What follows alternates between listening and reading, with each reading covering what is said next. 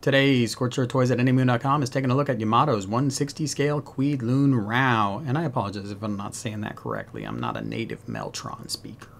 This was the coolest enemy mecha from Macross Do You Remember Love? Suck It Regold. Released in two variants, Miria's Go Fast Red and Max's Blue Bury Ya Later. Miria hit markets first in March 2004 with an MSRP of 12,800 yen. Max followed in October 2004, and then both toys were reissued in December 2008 at an MSRP of 9,800 yen. The lower MSRP of the Max and reissues reflects a lack of included pilot figure. As this is a classic toy review, you won't find these toys at Big Bad Toy Store. But if you're shopping for anything more current from any of your favorite shows, click on my campaign link in the comments below to support this channel and browse a huge selection of toys and collectibles. Like other Yamato toys of the era, Miria's Rao comes in a large box with a huge window up front showing off the goods. The lack of a pilot figure allowed Yamato to make Max's packaging a bit trimmer. Though the 2008 reissue doesn't include a pilot, Yamato opted to keep the same box for Miria and just put a note on the side that says "No pilot included." You would think they would just use Max's box and make it red, but times were tough in December 2008. Pulling the tray from the original Miria release would reveal the Miria pilot figure and two open missile bays for the legs.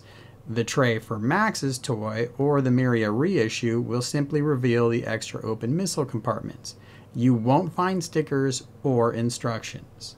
The Quidloon Rao has a couple of missile bays. There's one in the backpack and one in the leg. Ideally, everything would be integrated like it is in the backpack here, where it opens up like so, which is pretty sweet. Now, a couple of things to note. In the movie, these are not just the ends of missiles poking out. They're actually barrels. And from those barrels, missiles do fire out. And there aren't this number of barrels. There's 3 less on either side. However, in Macross Mecha Manual, it does say there should be even more than are present. So, a little bit of a gray area. Speaking of gray, I do appreciate the look on Miria's toy rather than Max. They used that beige trim that they used elsewhere on the Max toy, and it just looks a little unnatural as missiles to me. But that's what it looks like in the backpack. It's fine. It's kind of cool that it's got that gimmick. We also, on the leg, instead of having an opening compartment, we have to pop off this little piece here, which fits on nice and snug, which is a good thing. So we pull this off. Inside, it has R or L, so you know you're putting it on the right side. Grab your optional piece, which looks like this, and again, has an R and L on it. You're gonna line up the pegs and put that on, and now it looks like an open missile bay. So you'd want that to be integrated if at all possible, but it is a pretty tricky joint area, so it's understandable why they solved it the way they did. The big gimmick here is the opening cockpit. So what we can do is just take the center piece here and we fold it up. And as we do so, this antenna up top will fold forward. So we can bring that up, and then we can bring forward these pieces on the side and lift them up as well. And inside, you will see there's some nice detail work. Let's see if we can get that. So we have a couple different control panels, a monitor in front, and some controls right behind that monitor, all nicely done. There's also these shoulder covers, and they are individually jointed as well. So you could have something like this, which without a pilot figure is just kind of gratuitous, but with the original Miria release, and if you bought the accessory kits that were available, and I'll talk about them another time, you can open this up, pull these open here, and you will have a figure that looks like this. Here is Miria. She's in a awkward piloting position. You can see her face in there and everything. And we can take the monitor, bring that down, just slide Miria into the cavity, and there she is now controlling her vehicle. And it makes a good display piece open with little shoulder pads down if you want to. Do a little fine tuning. That looks pretty cool. Or we can just go ahead and conceal her inside. Extending thing there, bring that forward, bring that down, push the antenna back. And there you go. Now you have the pilot figure in the mech. And again, that pilot figure only came with the original Miria release or if you bought an accessory pack. From a line art perspective, Yamato did a great job. My only real complaint is that the flaps around the waist tend to flare outward on the line art, but inward on the toy. And it's been posited before that the toy, they flare inward to help limit the articulation of the legs, which is never something I really like to say. I want to see toys have as much articulation as possible. But with this toy, there is so much mass high up on the toy that limiting the articulation at the legs might help make it more stable. Now my Max toy has been handled much less than my Miria toy, and it does a pretty fine job standing on its own. But there are some issues. The feet are just a ball joint that is pegged in, which gives them some good ability back and forth, but there is nothing keeping this foot in its position, just friction. So as the weight tends to move, the foot moves freely and just allows the toy to fall. So if a manufacturer were to take a stab at this today, you would hope that there would be a ratchet in there of some sort.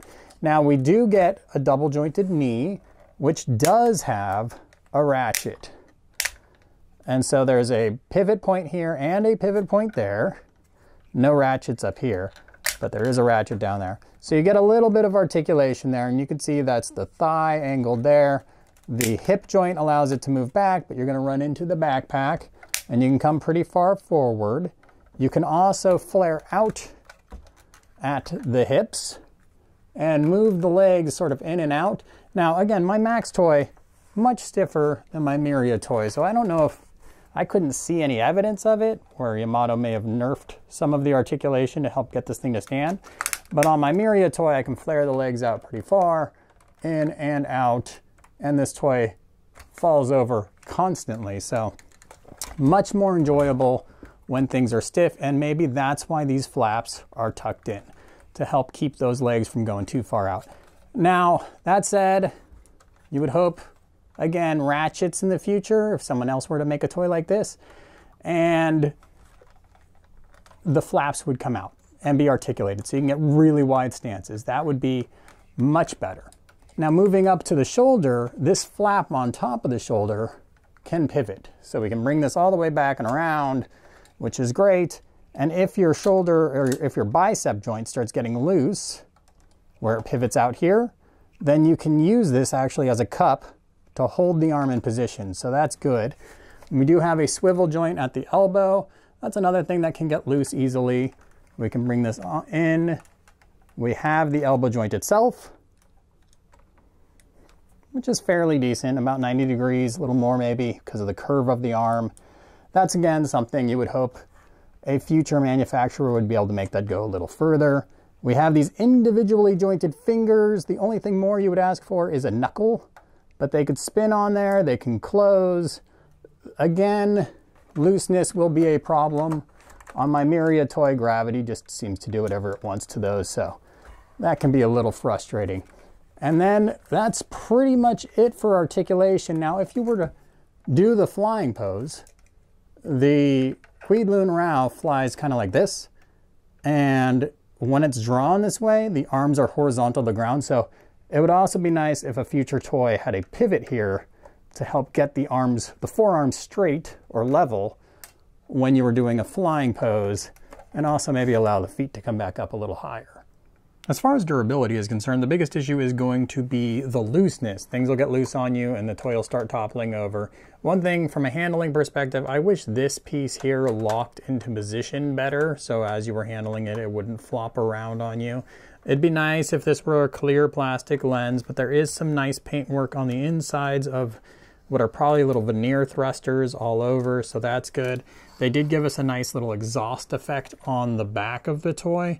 One thing that didn't come out particularly great though is this backpack, which has sort of a matte finish to it, while the rest of the toy has kind of a gloss finish.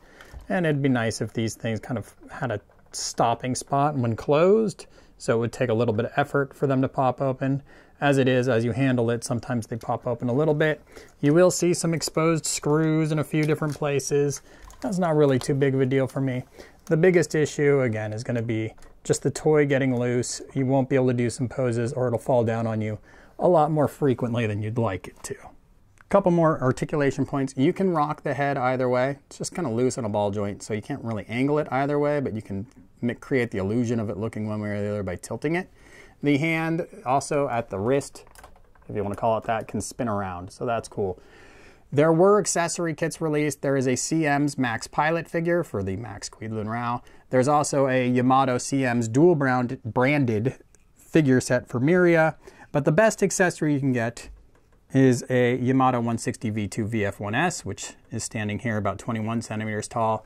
I've got the Rao here. Depending on how you angle the backpack, it's 28 centimeters tall. You can make it taller if you wanted to. A DX VF1 by Bandai, about 26.5 centimeters tall to the head, so you can see the backpack a little higher there. The Max VF1S makes a tremendously fun accessory. I had a blast shooting this photo shoot. It was great reenacting scenes from Do You Remember Love? So while this toy is a first effort, and very clearly so, and I would love to see someone take it on these days and implement all the modern fixes that we could do with more articulation and ratcheted joints, it's frustrating. It doesn't handle right, but it's a good first effort, and it's a solid display piece.